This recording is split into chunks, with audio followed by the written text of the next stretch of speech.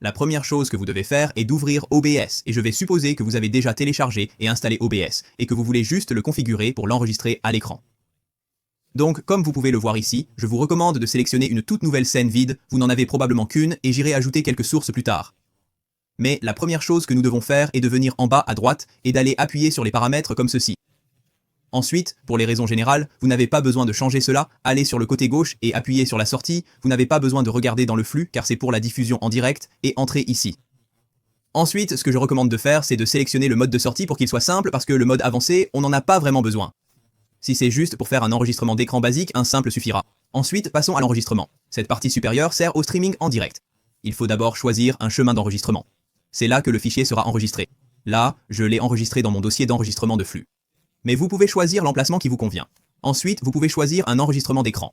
Tapez dessus pour voir toutes les options. Personnellement, j'utilise une taille de fichier moyenne de haute qualité. Ce qu'il est important de savoir, c'est que plus la taille du fichier est importante, plus l'enregistrement sera intense pour votre ordinateur, donc il aura besoin de plus de puissance de traitement, ce qui pourrait faire ralentir votre ordinateur éventuellement. Donc, une taille de fichier moyenne de haute qualité fera l'affaire. J'aime utiliser le format d'enregistrement car il est le plus compatible, mais bien sûr, vous pouvez en utiliser d'autres. Pour l'encodeur, j'aime utiliser le NVENC HEVC. C'est parce que j'ai une carte graphique Nvidia. Si vous n'avez pas ces options matérielles, vous pouvez utiliser le logiciel X. Une fois que vous avez effectué des modifications, allez en bas à droite et appuyez sur appliquer. Passons à l'audio car c'est très important. Assurez-vous d'abord que l'audio de votre bureau est défini par défaut ou que c'est la sortie que vous utilisez. Personnellement, j'utilise les haut-parleurs Realtek Air Audio. Ensuite, vous pouvez descendre au micro pour vous assurer de définir le bon micro. C'est vraiment important car sinon vous ne serez pas entendu. Appuyez ensuite sur appliquer en bas à droite. Vous pouvez ajouter d'autres micros si vous le souhaitez, mais honnêtement, ces deux-là sont les principaux éléments. Passons maintenant à la vidéo, c'est très important. Nous avons d'abord la résolution de base du canevas, c'est-à-dire cette sorte de zone ici, c'est le canvas. Ensuite, nous avons la sortie, qui est ce qui va être enregistré dans le fichier.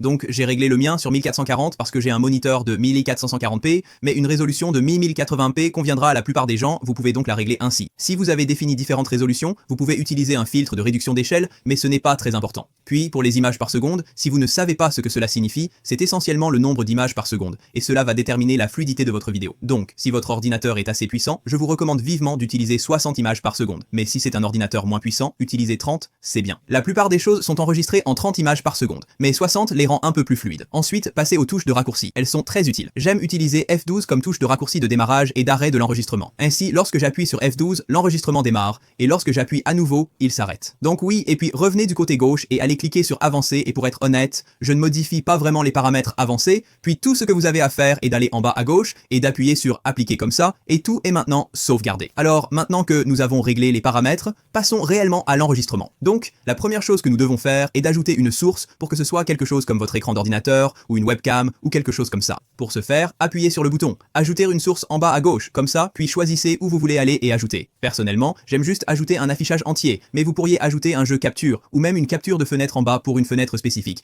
Mais la capture d'affichage enregistre simplement tout votre écran. Alors appuyez là, puis vous pouvez aller appuyer sur OK. Puis ce que vous pouvez faire est de choisir la méthode de capture automatique, d'accord. Puis si vous avez plusieurs moniteurs, vous pouvez choisir le moniteur que vous souhaitez utiliser. Dans ce cas-là, je veux afficher le premier, puis vous pouvez appuyer sur OK et voilà mon écran. Alors, si je voulais commencer à enregistrer, j'ai en quelque sorte tout fait. Ce que vous pouvez faire, c'est venir au mélangeur audio, juste pour aller chercher vos niveaux audio. Vous voudrez peut-être que l'audio de votre bureau soit plus silencieux que votre microphone, parce que autrement, vous savez, votre ordinateur, les bruits vont faire que vous ne pourrez pas vous entendre parce que c'est trop fort. Alors ensuite, vous pouvez appuyer sur démarrer l'enregistrement, et là, nous y sommes, nous enregistrons maintenant, et cette vidéo va être enregistrée dans le chemin de fichier que nous avons sélectionné précédemment, et lorsque vous appuyez sur arrêter l'enregistrement, elle ira dire où elle est enregistrée, comme vous pouvez voir l'enregistrement enregistré là-bas. Et c'est tout, les gars, vous pouvez ajouter plus de sources en appuyant sur le bouton plus, et vous pouvez ajouter, disons, une webcam, qui est le périphérique de capture vidéo. Appuyez là, appuyez sur OK, puis ce que vous pouvez faire, c'est aller choisir une webcam. Je n'ai que la caméra virtuelle OBS. Et donc oui, ça ressemble à ça, avec une webcam en haut à droite, mais je ne veux pas ça, alors faites un clic droit dessus, puis allez appuyer sur Supprima, et c'est tout les gars. Si vous avez trouvé cela utile, pensez à vous abonner.